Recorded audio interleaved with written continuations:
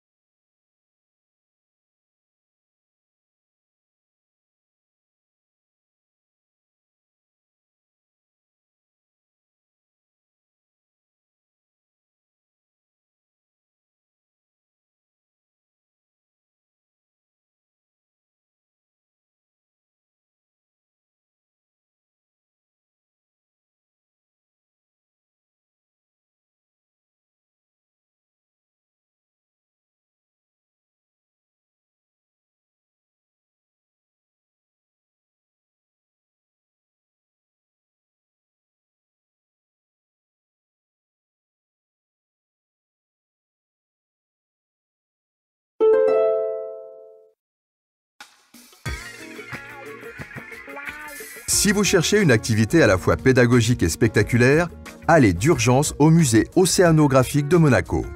Depuis le début du mois de juin, le visiteur peut entrer dans la peau d'un journaliste reporter à l'occasion d'une exposition inédite intitulée Mission polaire. En suivant un parcours en 5 étapes, le public a l'occasion de se familiariser avec le pôle Nord et le pôle Sud. La première étape l'emmène à la rencontre des personnes qui ont contribué à l'exploration de l'Arctique et de l'Antarctique. L'exposition permet ensuite de découvrir le savoir-faire précieux des Inuits, un peuple très exposé aux conséquences du changement climatique et qui s'appuie plus que jamais sur ses capacités d'adaptation. À notre micro, Assia nous donne ses impressions. Je suis spécialiste de l'étude des climats extrêmes et les problématiques qui concernent l'Arctique et l'Antarctique entrent dans mon domaine de recherche à l'université. J'apprécie beaucoup cette exposition parce que son objectif est d'amener les visiteurs à une exploration plus contemporaine, davantage tournée vers la connaissance scientifique, plutôt que vers simplement l'histoire de la découverte des territoires. On arrive vraiment à comprendre quelles seront à l'avenir les missions des chercheurs. Le moment fort de cette mission polaire virtuelle, c'est le voyage en immersion. Entouré par des écrans géants, on marche sur la banquise, on plonge avec les animaux marins, on découvre la beauté de cette nature difficile et splendide. C'est une expérience inoubliable. Chaque environnement a été choisi en fonction d'un message à faire passer pour alerter sur la fragilité de ces régions. Les concepteurs de l'exposition ne donnent pas de leçons, ils ne cherchent pas à faire peur. Ils veulent plutôt développer une réflexion sur le dérèglement climatique, très fortement ressenti dans les pôles. Avant de quitter les pôles et de revenir en zone tempérée, l'exposition nous encourage aussi, en discutant avec un scientifique, à prendre quelques engagements, comme diminuer un tout petit peu sa consommation de viande et de poisson, arrêter d'utiliser des objets jetables en plastique. En fin de parcours, à l'aide d'une borne interactive, vous pouvez enfin finaliser votre propre reportage journalistique sur votre mission polaire pour pouvoir repartir avec.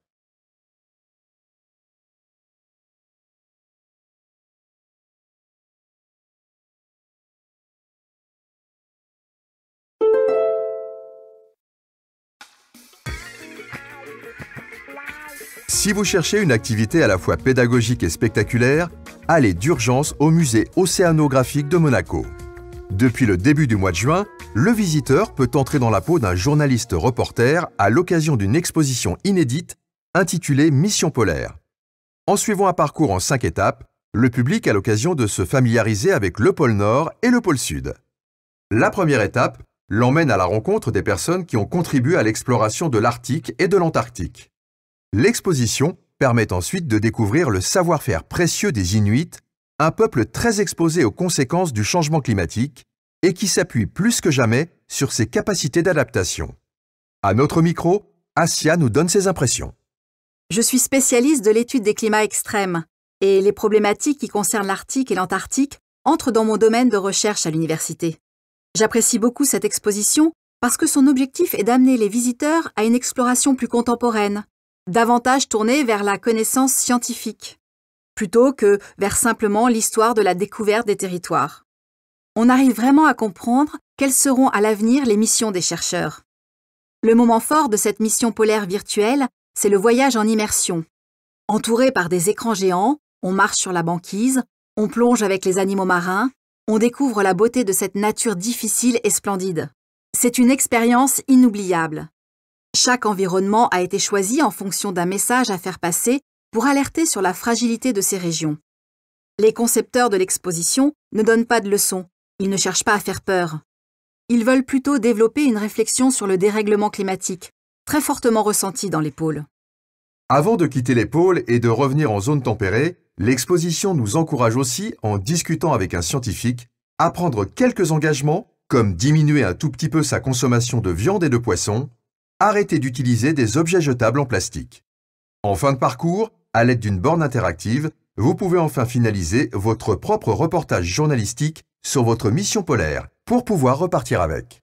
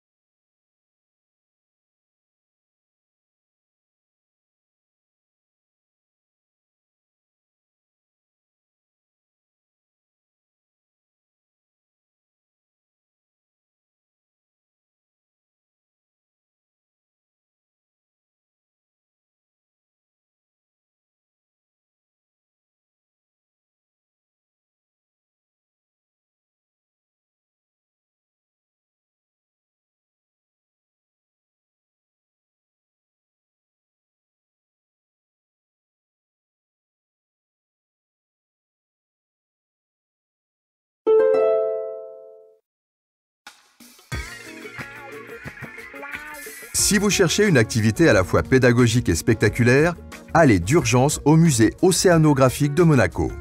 Depuis le début du mois de juin, le visiteur peut entrer dans la peau d'un journaliste reporter à l'occasion d'une exposition inédite intitulée Mission polaire. En suivant un parcours en 5 étapes, le public a l'occasion de se familiariser avec le pôle Nord et le pôle Sud. La première étape l'emmène à la rencontre des personnes qui ont contribué à l'exploration de l'Arctique et de l'Antarctique.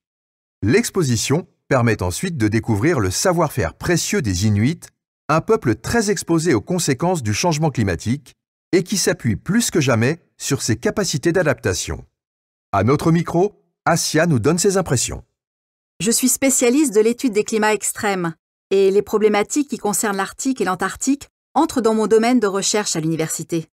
J'apprécie beaucoup cette exposition parce que son objectif est d'amener les visiteurs à une exploration plus contemporaine, davantage tournée vers la connaissance scientifique, plutôt que vers simplement l'histoire de la découverte des territoires. On arrive vraiment à comprendre quelles seront à l'avenir les missions des chercheurs. Le moment fort de cette mission polaire virtuelle, c'est le voyage en immersion. Entouré par des écrans géants, on marche sur la banquise, on plonge avec les animaux marins, on découvre la beauté de cette nature difficile et splendide. C'est une expérience inoubliable. Chaque environnement a été choisi en fonction d'un message à faire passer pour alerter sur la fragilité de ces régions. Les concepteurs de l'exposition ne donnent pas de leçons, ils ne cherchent pas à faire peur. Ils veulent plutôt développer une réflexion sur le dérèglement climatique, très fortement ressenti dans les pôles.